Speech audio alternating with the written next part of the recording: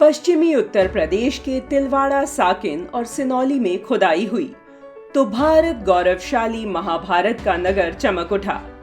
प्राचीन बर्तन और दाह संस्कार के प्रमाणों की एक रूपता की झलक दिखने लगी। प्राचीन ग्रंथों की माने तो ये पूरा क्षेत्र कुरु वंश की राजधानी हस्तिनापुर में आता था।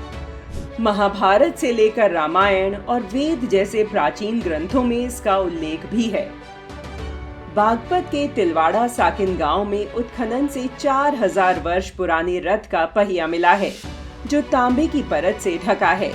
तांबे की कटारें, तलवारें और औजार मिले हैं, जो 1900 से 1500 ईसा पूर्व के बताए जा रहे हैं। यहाँ से महज 10 किलोमीटर दूर है सिनौली गांव। यहाँ से भी तांबे की परत चढ़े 3 युद्ध रथ और अति दुर्लभ लकड़ी के ताबूत मिले हैं, जिनमें 8 मानव कंकाल रखे हैं। इसके अलावा युद्ध में इस्तेमाल होने वाले कवच, हेलमेट, तांबे की तलवारें, खंजर और सोने के बेशकीमती आभूषण मिले हैं। साल 2025 में भी यहाँ खुदाई हुई थी। तब करीब 116 मानव कंकाल, बड़ी संख्या में सोने के कंगन, मनके और सोने की मानव आकृतियां मिली थी। तिलवाड़ा, साकिन और सिनौली गांव में मिले मृग भांड और तांबे के बर्तनों की संरचना, नक्काशी और आकार एक जैसा है। सभी अवशेषों की कार्बन डेटिंग भी हुई है, जिससे एक बात तो बिल्कुल स्पष्ट है कि भारतीय उपमहाद्वीप की सबसे पुरानी योद्धा जनजातियों में से एक यहाँ निवास कर रही थी।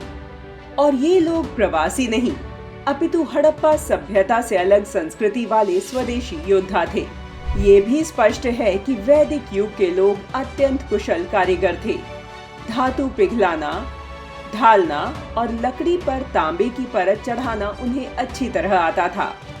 महिलाओं के कंकालों के साथ मिली तलवारें पुरुष महिलाओं की बराबरी के सबूत पेश करती हैं, जो इस बात का द्योतक है कि भारत की सनातन परंपरा में लिंग को लेकर कोई भेदभाव कभी नहीं था।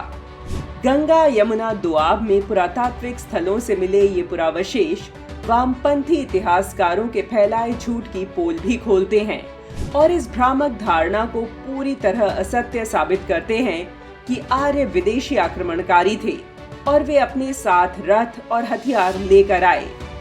जमीन से निकले सनातनी सबूत आर्यों के भारतीय होने के सिद्धांत को साबित करते हैं। खुदाई में मिले ये सबूत चीख चीख कर कह रहे हैं कि भारत की सांस्कृतिक विरासत सामान्य बोध से अधिक पुरानी और गहरी है। बस जरूरत है गढ़े हुए पूर्वाग्रहों को मिटाकर, पाश्चात्य संस्कृति का चश्मा हटाकर भारत के गौरवशाली अतीत को पहचानने की, जिसे कभी षड्यंत्र के तहत दबा दिया गया था।